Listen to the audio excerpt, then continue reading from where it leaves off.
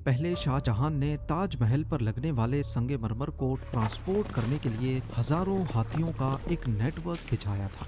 यही प्रोसेस अगर आज के दौर में रिपीट किया जाए तो कितने ट्रक्स लगेंगे। सिर्फ यही नहीं, अगर आज के दौर में पूरे ताजमहल का हूबहू रेप्लिका बनाना पड़े तो इतनी टेक्नोलॉजी और एडवांस्ड टूल्स के होते हुए एक चीज ऐसी है जो आज भी हमें मुश्किल वक्त दे सकती है।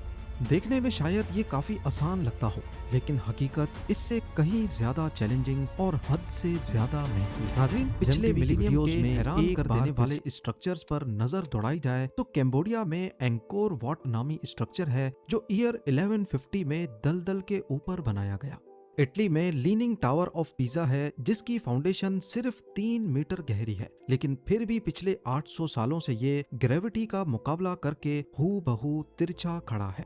और 1000 साल पहले बना वेनस का वो शहर जो पानी के ऊपर बनाया गया। लेकिन पिछले 1000 साल की तारीख का वो प्रोजेक्ट जिसको तामीर करने में दुनिया भर की सारी मुश्किलात एक साथ सामने आ खड़ी हुई, जो पिछले 400 सालों से हर तूफान का मुकाबला करते हुए आज भी बड़ी शान शौकत से खड़ा है। इंसानी तारीख का सबसे खूबसूरत और इंजीनियरिंग का सबसे पेचीदा और मुश्किल तरीन कंस्ट्रक्शन प्रोजेक्ट कोई और नहीं बल्कि इंडिया में बना ताजमहल है। 1631 में शाहजहां की बीवी मुमताज महल के गुजरने के बाद इसकी कंस्ट्रक्शन शुरू हुई और 22 सालों के बाद 1653 में ये मुकम्मल तौर पर तैयार हो गया। ताजमहल के डिजाइन से लेकर इसकी कंस्ट्रक्शन तक लाजवाब इंजीनियरिंग टेक्निक्स का इस्तेमाल किया गया है। जैसा कि यमुना रिवर के किनारे का वो दलदली इलाका जहां कोई भी आम इमारत आसानी से जमीन के अंदर धंस सकती थी, वहां इतना भारी स्ट्रक्चर सदियों तक खड़ा करना किसी मौजज़े से कम नहीं है।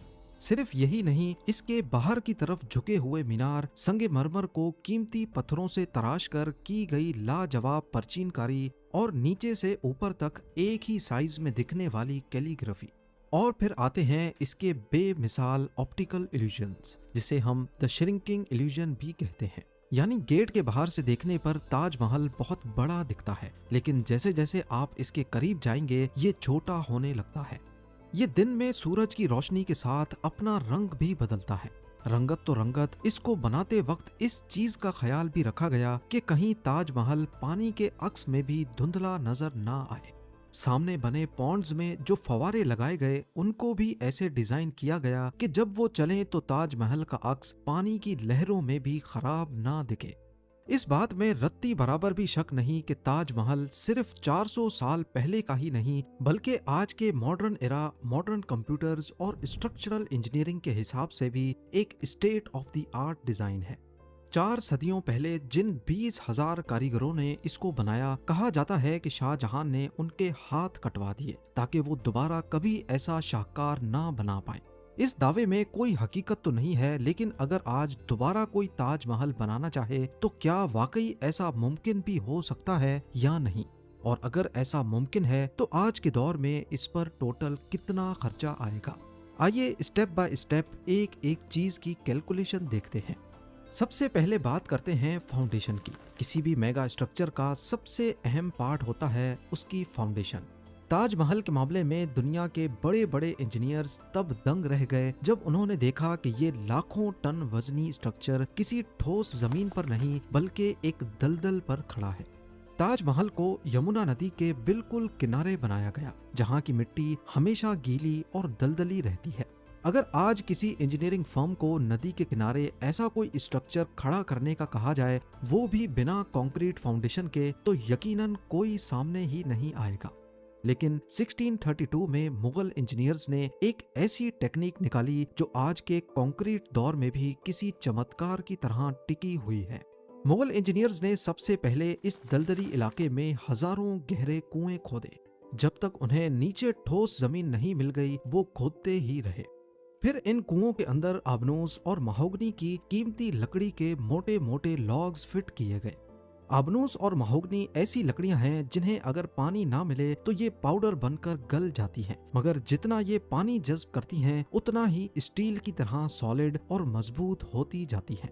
नदी का पानी इन कुओं में आता रहा और ऐसे ये लकड़ियां पत्थर से भी ज्यादा सख्त हो गई। फिर इन कुओं को मिट्टी, चूना यानी लाइम और साथ में मुख्तलिफ ट्री रेजिन के साथ मिलाकर भरा गया। इन कुओं की असल तादाद तो आज तक किसी को मालूम नहीं, लेकिन कुछ हिस्टोरिकल रिकॉर्ड्स के मुताबिक ताजमहल की फाउंडेशन के लिए कम से कम 25 और ज्यादा से ज्यादा 1000 कुएं खोदे गए। फिर इन कुओं के ऊपर खड़ा किया गया एक आला तरीन सॉलिड स्टोन प्लेटफॉर्म। यही वजह है कि पिछले 400 सालों से इस लकड़ी ने ताजमहल को 1 इंच भी हिलने नहीं दिया। लेकिन अगर आज हमें बिल्कुल इसी जगह यमुना के किनारे ताजमहल का रेप्लिका बनाना पड़े तो क्या हम दोबारा कुएं खोदेंगे या लकड़ी डालेंगे? आज के दौर में ना तो हमें इतनी मयारी लकड़ी मिलेगी और ना ही मॉडर्न कंस्ट्रक्शन के रूल्स हमें दरिया के किनारे लकड़ी की बुनियाद रखने की इजाजत देते हैं। तो फिर इतनी बड़ी फाउंडेशन आखिर बनेगी कैसे? सबसे पहले हैवी ड्रिलिंग मशीन्स के जरिए जमीन में 150 फीट गहरे बोर किए जाएंगे जब तक नीचे ठोस बेड रॉक नहीं मिल जाता। ताजमहल वैसे तो पूरे 42 एकड़ पर फैला हुआ है, लेकिन स्ट्रक्चर की कंस्ट्रक्शन 3 एकड़ पर मबनी है। अगर सिर्फ इतने एरिया का ही हिसाब लगाया जाए तो मजबूत फाउंडेशन के लिए 600 सुराख होंगे, वो भी 1.5 मीटर चौड़े। तब जाकर हर सुराख के बीच 10 फीट का गैप आएगा, जो कि मॉडर्न इंजीनियरिंग के मुताबिक बिल्कुल परफेक्ट गैप है। फिर उन सुराखों के अंदर स्टील पाइल्स या स्टील की बार्स ठोकी जाएंगी और फिर वाटर रेजिस्टेंट कंक्रीट से एक एक सुराख को भरा जाएगा। जब ये सब सरफेस पिलर्स या पाइल्स सूख जाएंगे तो उनके ऊपर 5 मीटर मोटा कंक्रीट का स्लैब डाला जाएगा, यानी 3 एकड़ का एरिया और 5 मीटर मोटा। ये 60,700 क्यूबिक मीटर कंक्रीट बनता है। ये कितना कंक्रीट है इसका अंदाजा इस बात से लगाएं कि इस एक स्लैब को भरने के लिए कंक्रीट सप्लाई करने वाले तकरीबन चलिए साढ़े फाउंडेशन का खर्चा देखते हैं। जमीन की तैयारी के लिए 42 एकड़ पर जो कोफर डैम बना ताकि पानी कंस्ट्रक्शन साइट तक ना आए, सिर्फ उसमें ही $20 मिलियन का खर्चा आएगा। उसके बाद 1.5 मीटर मोटे 600 से ज्यादा स्टील पाइल्स और वाटर प्रूफ कंक्रीट की कीमत आज के दौर में लगभग $100 मिलियन बनती है। फिर सॉलिड प्लेटफॉर्म में जो लाखों सीमेंट की बोरियां और हजारों मिक्सचर ट्रक्स लगे, उनका खर्चा आज की तारीख में $130 मिलियन के आसपास बनेगा। तो अगर हम पूरी फाउंडेशन का टोटल करें तो तकरीबन ये $250 मिलियन खा जाएगी, यानी 2200 करोड़ इंडियन और 7,000 करोड़ पाकिस्तानी रुपीस। अंदाजा लगाएं, अभी जमीन से ऊपर 1 इंच भी सफेद संगे मरमर नहीं लगा और इतना ज्यादा खर्चा हो चुका है। अभी तक के प्रोसेस में अगर कोई रुकावटें ना आईं तो 2 साल का वक्त आराम से लग जाएगा। फाउंडेशन के बाद बारी आती है स्ट्रक्चरल फ्रेमवर्क और ताजमहल के नायाब सफेद पत्थर की। ताजमहल को देखने से ऐसा लगता है जैसे ये पहाड़ नुमा पूरा स्ट्रक्चर सफेद संगे मरमर के ठोस ब्लॉक्स को एक के ऊपर एक रख कर बनाया गया है, लेकिन हकीकत में ताजमहल अंदर से पूरा मार्बल का नहीं है। इसकी असली दीवारों को सुर्ख ईंटों और लाइम मोटर यानी चूने से बनने वाले गारे से बनाया गया है। सफेद संगमरमर तो सिर्फ इसकी केसिंग है, जिसको स्लैब्स की सूरत में ईंटों को छुपाने के लिए लगाया गया। इसके पीछे का मकसद लोगों को धोखा देना नहीं था, बल्कि अगर मुगल इंजीनियर्स पूरा ताजमहल ठोस मार्बल से बनाते तो 2 बड़े मसले खड़े हो सकते थे। पहला ये कि इमारत का वजन इतना ज्यादा हो जाता कि ये फाउंडेशन उसके लिए कम पड़ जाती, क्योंकि जहां एक लाल ईंट का वजन 3 केजी होता है, वहीं उसी साइज की संगे मरमर की ईंट का वजन 5.5 केजी होता, यानी 83% ज्यादा। और दूसरा ये कि उस वक्त इतना ज्यादा मार्बल दुनिया में कहीं एक्सट्रैक्ट ही नहीं हो रहा था।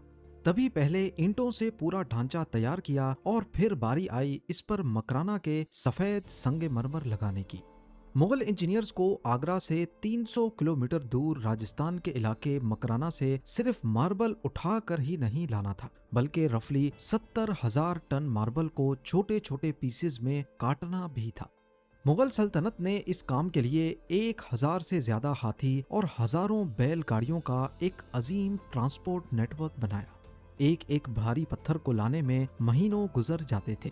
सिर्फ इतना ही नहीं, जैसे जैसे ताजमहल का स्ट्रक्चर पूरा होता जा रहा था, पत्थरों को ऊपर ले जाने के लिए उन्होंने मिट्टी का एक 9 किलोमीटर लंबा रैंप भी बनाया, जिस पर हाथी पत्थर खींचकर ऊपर ले जाते थे। लेकिन अगर आज हमें ये स्ट्रक्चर और उसकी मार्बल केसिंग दोबारा करनी पड़े तो क्या प्रोसेस होगा और ये कितना महंगा काम है। आज ताजमहल का ढांचा ईंटों से नहीं बल्कि रीइंफोर्स्ड कंक्रीट के जरिए तैयार किया जाएगा, जिसमें शायद इतना बड़ा मसला ना हो, लेकिन सबसे बड़ा सर दर्द आज भी वो संगे मरमर ही होगा। मकराना का असली मार्बल आज के दौर में दुनिया का सबसे महंगा और लिमिटेड पत्थर बन चुका है। आज मकराना में टोटल 400 माइंस हैं और अगर ये सारी माइंस सारे काम छोड़कर एक साथ ताजमहल के लिए मार्बल काटना शुरू करें तो इनको 28 हफ्तों का वक्त लगेगा। इतनी बड़ी क्वांटिटी में ए ग्रेड मार्बल निकालने के लिए हमें स्टोन क्वेरी के अंदर ही डायमंड वायर सॉ लगानी पड़ेगी। वो हैवी ड्यूटी मशीन्स जो डायमंड कोटेड वायर से पत्थरों का सीना चाक कर देती हैं। अगर हमें ये प्रोजेक्ट अगले 5 सालों में मुकम्मल करना है तो हमें ऐसी 250 मशीन्स लगातार चलानी पड़ेंगी, पूरे दिन और पूरी रात। इन मशीन्स को चलाने के लिए 20 मेगावाट आवर बिजली चाहिए होगी, यानी 5 साल में इतनी बिजली खर्च होगी जितनी पूरे मालदीव्स की 1 साल की खपत है। 8,64,000 मेगावाट आवर्स। पत्थर की कटाई से हटकर अगर हम इसकी ट्रांसपोर्ट पर गौर करें तो 70,000 टन मार्बल को मकराना से आगरा लाने में 1100 से ज्यादा ट्रक्स लगेंगे। 7 से 8 महीनों के इस ट्रांसपोर्ट ऑपरेशन में कंस्ट्रक्शन साइट पर हर 15 मिनट बाद एक ट्रक पहुंचेगा। अब जानते हैं इस सब का अंदाजन खर्चा। ताजमहल के ग्रे स्ट्रक्चर में स्टील और कंक्रीट फ्रेमवर्क का काम रफली $150 मिलियन में होगा। मार्बल की बात की जाए तो मकराना की बची कुची सबसे गहरी माइंस को लीज पर लेने का खर्चा, उसकी एक्सट्रैक्शन और 70% से भी ज्यादा जो मार्बल वेस्ट हो जाता है, ये सारे खर्चे मिलाकर $550 मिलियन का फिगर बनता है। डायमंड कटिंग सॉ और उनकी 5 साल की बिजली का बिल कम से कम भी $300 मिलियन और 1100 ट्रक्स की ट्रांसपोर्ट का खर्चा $80 मिलियन, यानी कुल मिलाकर ढांचा बनाने और मार्बल अरेंज करने में लगेंगे 1080 मिलियन, 10,260 करोड़ इंडियन, जबकि 30,200 करोड़ पाकिस्तानी रुपए। अभी फाउंडेशन भी तैयार है, मार्बल और कीमती पत्थर समेत ढांचा भी, लेकिन अभी इस वीडियो का सबसे खतरनाक और दिलचस्प मरहला बाकी है। वो काम जो दुनिया की कोई मॉडर्न मशीन, कोई 3D प्रिंटर की दीवारों पर ये जो रंग बिरंगी फूल बने हैं, ये कोई आम पेंटिंग नहीं बल्कि ये संगे मरमर के अंदर कीमती पत्थरों को तराश कर फिट किया गया है। इस मुश्किल तरीन आर्ट को पीटरा डोरा या परचीनकारी कहते हैं। मुगल दौर में इस काम के लिए पूरे इंडिया, पर्शिया यानी ईरान और सेंट्रल एशिया से हजारों आर्टिस्ट्स को जमा किया गया था। पीटरा डोरा का तरीका ये होता है कि पहले सफेद मार्बल के अंदर एक फूल का नक्शा बनाकर ठीक उसके साइज का सांचा काटा जाता है, सिर्फ कुछ मिलीमीटर्स गहरा। फिर ठीक उस सांचे की शेप का दूसरा कीमती पत्थर उसके अंदर फिट करके उसको इतना घिसाया जाता है कि दोनों पत्थरों की एजेस के बीच बाल बराबर भी जगह नहीं बचती। आज के दौर में हमारे पास लेजर कटिंग मशीन्स हैं जो डिजिटल तरीके से कटिंग करती हैं, लेकिन जो नजाकिरों को बनाने का हुनर एक नेचुरल लकीरों के पास है वो आज की मॉडर्न मशीन्स भी नहीं कर सकती। अगर हमें बिल्कुल उसी मुगल दौर जैसा काम करवाना है तो मशीन्स के साथ साथ हाथों का काम भी लाजमी है। पर मसला ये है कि आज के दौर में इतने ज्यादा आर्टिस्ट्स मिलेंगे कहाँ से? इसके लिए दुनिया भर से 5,000 आर्टिस्ट्स को इकट्ठा करना होगा। मशीन्स सिर्फ एजेस को काटेंगी, जबकि फिनिशिंग और मार्बल के अंदर पत्थर की फिटिंग हाथों के जरिए ही होगी। 5,000 आर्टिस्ट और वर्कर्स की 5 साल की मेहनत, उनका रहना सहना सब मिलाकर कम से कम $180 मिलियन बनते हैं। इसके अलावा मशीन्स के जरिए पत्थरों की कटिंग का सेटअप $40 मिलियन। इस पूरे आर्ट वर्क में लगेंगे $220 मिलियन, 2,000 करोड़ इंडियन, जबकि 6,000 करोड़ पाकिस्तानी रुपीस। परचीनकारी के बाद अगर आप ताजमहल के चारों मीनार पर गौर करेंगे तो इनके अंदर 17वीं सेंचुरी की इंजीनियरिंग का बहुत बड़ा राज छुपा है। देखने पर ये 90 डिग्री पर सीधे खड़े हैं, लेकिन ये सिर्फ एक ऑप्टिकल इल्यूजन है। हकीकत में ये चारों मीनार 0.5 डिग्री के एंगल पर बाहर की तरफ झुके हुए हैं। मुगल इंजीनियर्स ने ये झुकाव जानबूझकर रखा था, जिसकी एक्सपर्ट्स को 2 ही वजूहात समझ आती हैं। एक तो ये कि जल्जले की सूरत में मीनार अंदर की तरफ गिरकर स्ट्रक्चर को नुकसान ना पहुंचाए, और दूसरा है इंसानी आंखों को सेटिस्फाई करना। अगर ये 90 डिग्री पर होंगे तो दूर से देखने पर ये मीनार अंदर की तरफ झुके हुए लगेंगे, जिसको जियोमेट्रिकल ऑप्टिकल इल्यूजन कहते हैं। इंसानी आंख के इस धोखे को खत्म करने के लिए उन्होंने पहले ही इन्हें बाहर की तरफ हल्का सा झुका दिया।